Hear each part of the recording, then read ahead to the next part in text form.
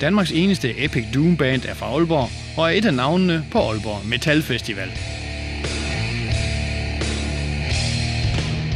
Jo, altså vi hedder Altar of Oblivion, og oversat til dansk er det Glemselens Alter. Og dengang, at jeg satte mig for at lave et bandnavn, det var helt tilbage i 2004-5 stykker, ville jeg gerne have et bandnavn, der afspejler både vores lyrik og musik.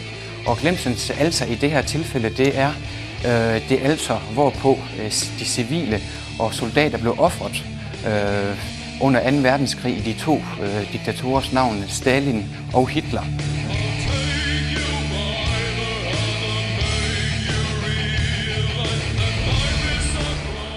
Ja, jeg plejer gerne at kategorisere vores musik som en, hvad kan man kalde det, en sonisk pendant til en historisk roman.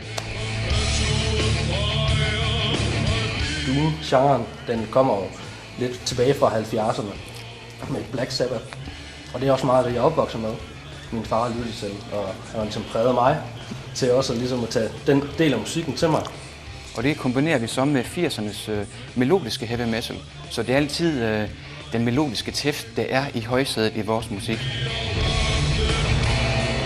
Der er mange andre genrer end Epic Doom på Aalborg Metal Festival. Der er lige fra undergrunds Doom for Aalborg til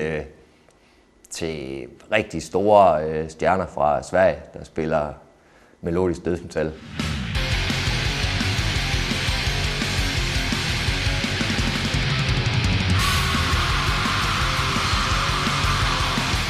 For nogen vil det jo nok lyde som larm, men hvad skal man sige, for det trænede øre, så er det jo bestemt ikke larm. Så er der jo en mening med galskab.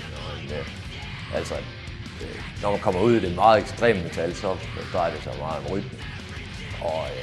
Og altså meget ekstrem metal kan jo også have, selvom det måske for nogen lyder lidt underligt, men smukke klangplader.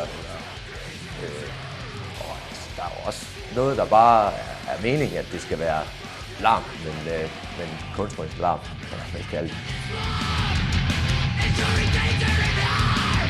Nu er det ikke det svenske topnavn, vi hører her, men navnkundige Napalm Death, som er med på festivalen for 3. gang. Altså Napalm Death er lidt en institution inden for grind eller for dødsmetal. Og det er altid en fornøjelse. Det er det.